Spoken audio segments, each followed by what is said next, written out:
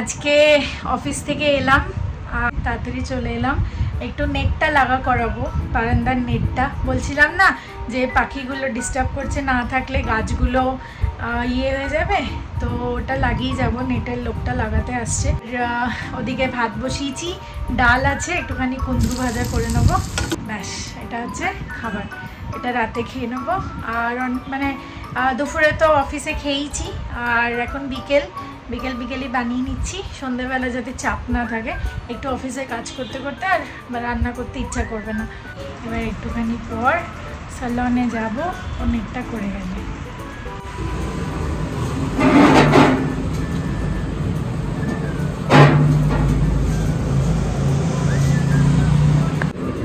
নেটটা 450 নিল, আর এখন দড়ি পড়াচ্ছে বর্ডার হিসাবে যাতে এটা টাইট থাকে। নেট লাগাচ্ছি না, আমি ভাবলাম চন্দ্রা আর নিশার একটা হ্যান্ডমেড ওয়েডিং কার্ড কেটে কুটে পুরো তৈরি করে নিই। এটা হয়ে গেলে ব্লু পেপারটা আমি ওদের ফটো চিপকে খামটার মধ্যে ভরে দেবো। নেট লাগানো অলমোস্ট কমপ্লিট। এটা হয়ে গেলে আমি যাব স্যালন। আর এই যে গিফট কার্ডটার উপর কাজ করছিলাম, ওটা একটা ছোট ফটো প্রিন্ট করাতে হবে, তারপর এসে আমি প্যাকিং করে নেব। গান চলছে আর আমি এলাম স্পা করে।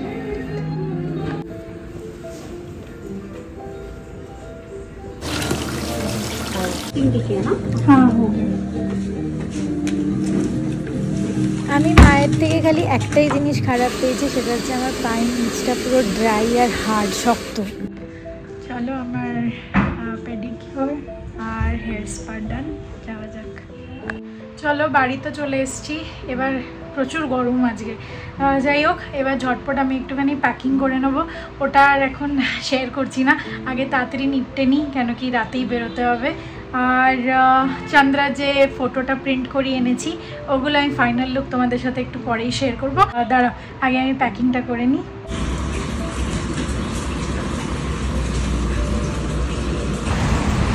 চলে এসেছি এয়ারপোর্ট, আর এয়ারপোর্টে এলেই আমার পুরো মুখের চমক জেগে ওঠে। যাই হোক এখন তো ইন্ডিগো, তো টার্মিনাল 1।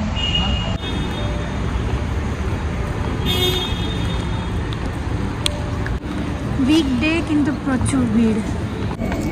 এখন আমি ব্যাগ মেজার করতে এসেছি, যদি এটা কম হয় 7 কেজি তাহলে আমি কেবিনে রাখতে পারবো, নাহলে চেকিংয়ে যাবে।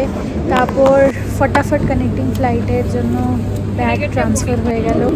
চেন্নাই থেকে গেট 22 আর চেন্নাই থেকে দিল্লি গেট 1।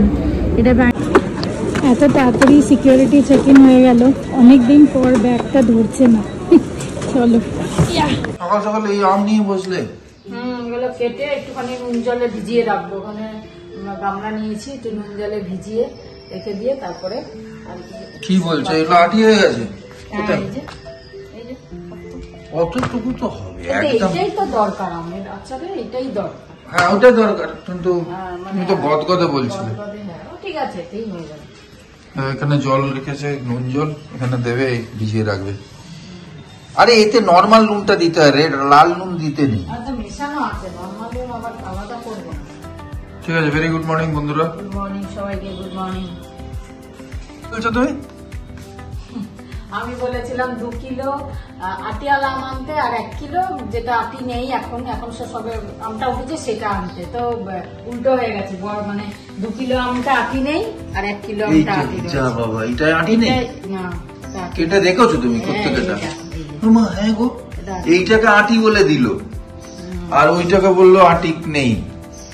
আজকাল দুনিয়াই উল্টো, বাবা কি করবে, যেটা ভাবছে সেটা উল্টে হয়ে যাচ্ছে।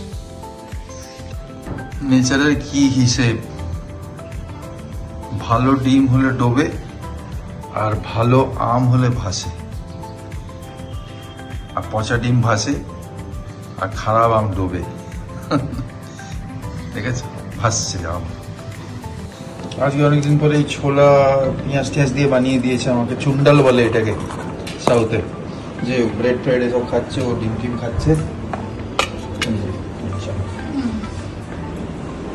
আরে তাড়াতাড়ি এসেছে সকালে।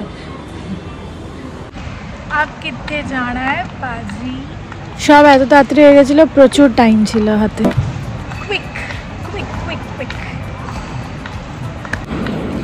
আমি এত লাইট ওয়েট দেখে খুব খুশি হয়ে যাই, তাই জন্যে I'm an airport girl। মা এলে মাকে সবকটা ক্যাডবেরি খাওয়াবো। না, অনেক দিন হয়ে গেছে এবারে। আর আমি অনেকদিন ধরে মাকে বলছি তোমাকে ছাড়া আর থাকতে পারছি না, কিন্তু ব্যাঙ্গালোরে যা গরম পড়েছে। আর আমি আমার একটা কালিগকেও বলছিলাম যে কাজের এত প্রেশার চলছে, আগে এত ছিল না, এখন কাজের এত প্রেশার চলছে যে আমি মাকে টাইমও দিতে পারবো না সেইভাবে। তো কলকাতায় মা যেরকম ফিল করে সেরকম এখানেও বোরই হবে বা একটু বেটার থাকবে। এখানে একটু বেরোবে, হাঁটবে, এক বছরে একবার রাস্তাগুলো দেখে খুশি হয়ে যাবে। কিন্তু সেই যে টাইম দেওয়ার ব্যাপারটা, সেটা আমি আর করে উঠতে পারবো না। তো ওই ভয়েতে আমি মাকে ডাকতে পারছি না, কিন্তু অনেক দিন হয়ে গেছে, ভাবছি বাড়ি যাব, মাকে নিয়ে আসবো। বসে পড়েছি আর কিছুক্ষণেই ফ্লাইট ছেড়ে দেবে, 15-20 মিনিট, একদম শর্ট টাইম মতো হয়ে গেছে।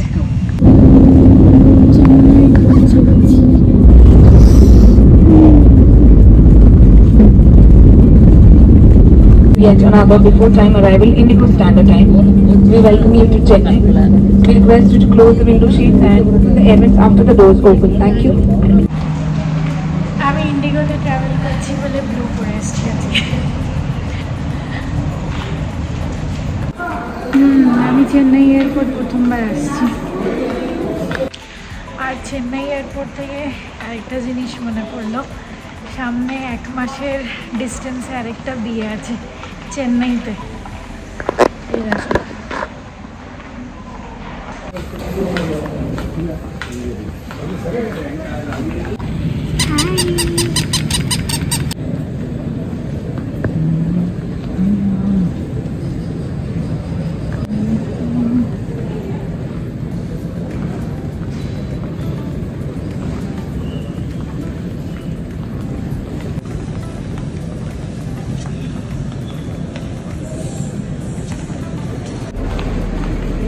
চারিদিকে চেন্নাইতে খুব সুন্দর সুন্দর কালচারাল আর্টস বানানো। চলো চলে এসেছি ট্রাভেল ক্লাব লাউঞ্জ, এটা চেন্নাইয়ের এয়ারপোর্টে। এই দেখো রিজার্ভ লাউঞ্জ পুরো খালি। লাউঞ্জ এখনো খোলেনি, তাই জন্য সেকেন্ড ফ্লোরে আরেকটা লাউঞ্জ আছে, ওটা 3rd ফ্লোর গেছিলাম, কিন্তু সেকেন্ড ফ্লোরটা অনেকটা দূরে, তো ওটা খুলছে, পেস্ট কন্ট্রোল করছিল। তো ভাবলাম একটু 10-15 মিনিট বসি, তারপর যাব। সবকটা কার্ড ডিটেলস দিয়ে এসে গেছি লাউঞ্জে। দেখি এখান থেকে লাউঞ্জে সুন্দর ভিউ আছে।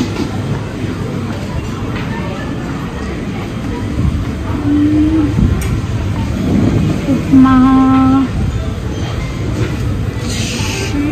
केसरी भात, सॉसेज, अंडा,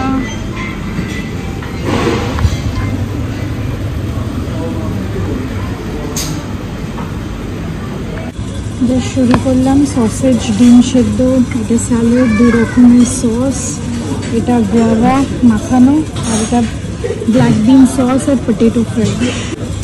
মহব্বতের শরবতও পাওয়া যাচ্ছে এখানে। পেছনে খুব সুন্দর ভিউ, আর ছোট লাউঞ্জ, ব্যাঙ্গালোরের সামনে সব ছোটোই লাগে, বাট খাবার দাবারের অপশন বেশ ভালোই আছে। আর আমাদের কাছে টাইম আছে এখন অনেক, 7টা 7:30 নাগাদ এখন নামলাম, আর একটা ফ্লাইট তারপরে আছে। ফাইনালি দিল্লি এয়ারপোর্টে পৌঁছে গেলাম, আর it's time for baggage reclaim from 6 number belt. আমি জাস্ট ভাবছিলাম যে ইতিমধ্যে প্রত্যেকটা মেজর এয়ারপোর্টস আমার ঘোরা হয়ে গেছে। আমি রাজস্থান যাওয়ার সময় মুম্বাইতে কানেক্টিং ছিল, তো মুম্বাইতে কয়েকটা অ্যাক্টার্সদেরও দেখতে পেয়েছিলাম। তারপর আজকে দিল্লি চলে এলাম, ব্যাঙ্গালোর তো আছেই, হায়দ্রাবাদে তো ছিলামই, আর কলকাতা তো আছেই, তো মোটামুটি এভরিথিং ইজ কভার্ড। তোমরা হয়তো অনেকজন ভাবছো গরমে পুরো অবস্থা খারাপ হয়ে যাবে, বাট ওরকম না, ইটস বেয়ারেবল। অত গায়ে ছ্যাঁকা লাগছে না, তো এটা একটা ভালো কথা দিল্লি ঘোরার জন্য। আমি বাপির সাথে হোয়াটসঅ্যাপে কথা বলছিলাম, আর বাপিকে বললাম যে অনেক দিন পর দিল্লি এলাম, অনেক বছর বছর বছর পর, লিটারালি বছর বছর বছর 3 বার। তো অনেক দিন পর এলাম। এয়ারপোর্টে তো কোনো দিন ট্রাভেল করিনি, বাট ভালো লাগছে, আস্তে আস্তে যাব। রাস্তা আমার যদিও কিছু মনে নেই, বাট ওই একটা পুরোনো নস্টালজিয়া থাকে। গাড়ির লোকটাকে জিজ্ঞেস করলাম যে ইন্ডিয়া গেট কোন দিকে পড়বে, তো বললো এই রাস্তা দিয়েই যেতে যেতে পড়বে, তো দেখতে পেয়ে যাবো।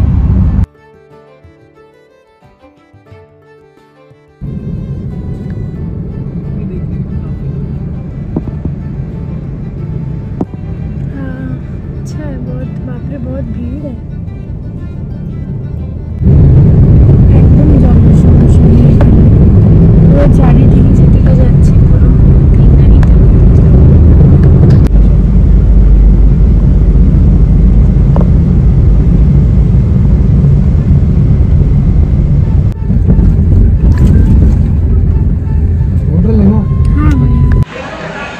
চলো পৌঁছে গেছি, আর এখন বাজে 12:15। এখানে সব আছে, multi cuisine, buffet restaurant, fine dining, পুল সাইড।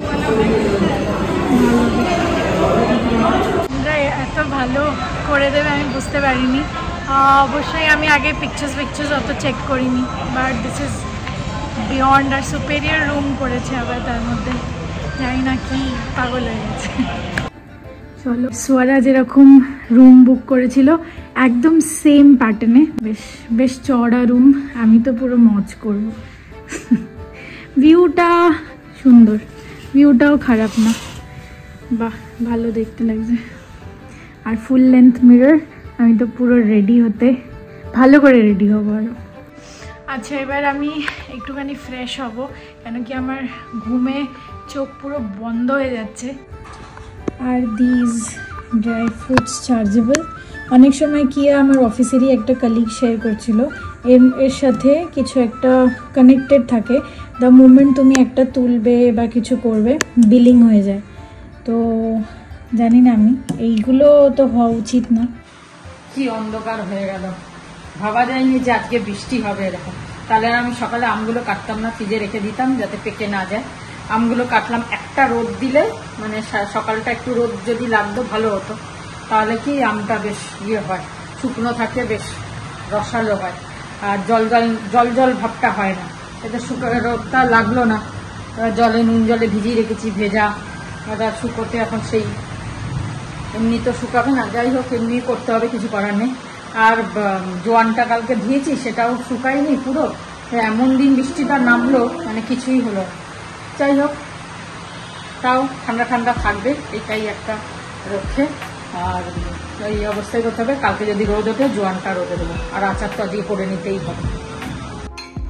কালকে জোয়ানটা শুকলো না, এটা একটা মাইক্রোওভেনে শুকিয়ে নিতে পারি, কিন্তু ওই শুকানো না, ওই শুকানো রোদের তাপে খেতে যেটা ভালো লাগে, লেবুরি এটাই নষ্ট হয়ে যাবে মানে মাইক্রোওভেনে বা কড়াইতে। আচ্ছা, কালকে যে টাটকা শাকটা আনা ছিল, এই শাকটা রয়েছে, এইটা তো ওই কারি, এটা কি সুন্দর কারিটা হয়েছে, দিল্লির মতো, ধাবার মতো। মাছ খাবে না বললে ওটা ডিম ভেজে দিয়েছি। ডিমে ফুটো কেন?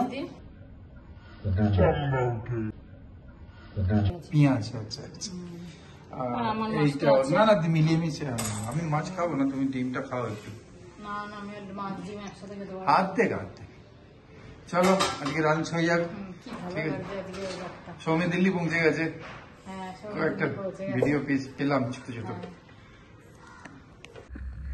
কত কিছু প্ল্যান ছিল, যে সরোজিনী নগর যাব, এখানে যাব, ওখানে যাব, আর এখন 5:30 বাজে।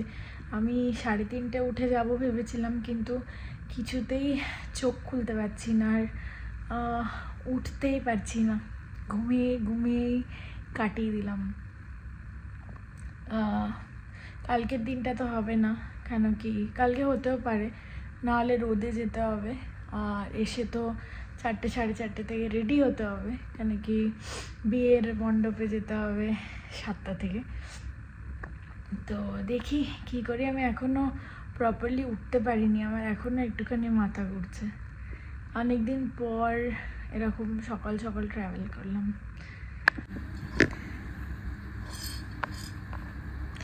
এখন আমি একটুখানি ব্ল্যাক কফি খাচ্ছি, যেটা আর ব্ল্যাক কাপে দেখা যাচ্ছে না।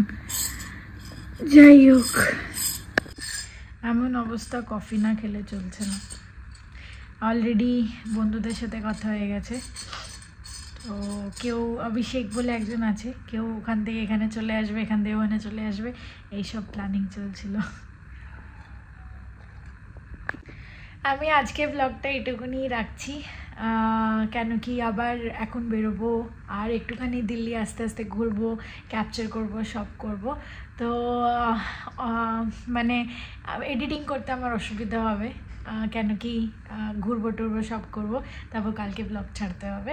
তো আমি মোটামুটি এসে এখান অবধি আগে করে নেবো। তো যাই হোক, তোমরা বুঝলে কিনা জানি না, যাই হোক একটু কনফিউজিং। আপাতত এইটুকুনি, এখন গুড নাইট বলবো না, বাট বলেই দিই, গুড নাইট, শুভরাত্রি, জয় গুরু, ওম সাই রাম, অ্যান্ড ফাইনালি জয় হিন্দ। সবাই ভালো থেকো, সুস্থ থেকো, জয় ভারত। রেডি? বাহ বাহ, হয়েছে। আর এটা তো আমার বানানো chef, master chef, shortcut chicken রুটি রুটি। আর এখানে রাতে মাংস, ওইটা আর তো ওই ছিল কি বলে কারি পকোড়া, কারি পকোড়া। চলো তাহলে হয়ে গেল, আজকে খাই চিকেন রুটি, ওর বানানো। কিরকম তোমাদের জানাবো, নিশ্চয়ই জানাবো, কালকে জানিয়ে দেবো। আর আজকের মতো ব্লগটা শেষ করি। এখানে শেষ করি। গুড নাইট, শুভরাত্রি, জয় গুরু, ওম সাই রাম, জয় Hind, and finally Joy Bharat.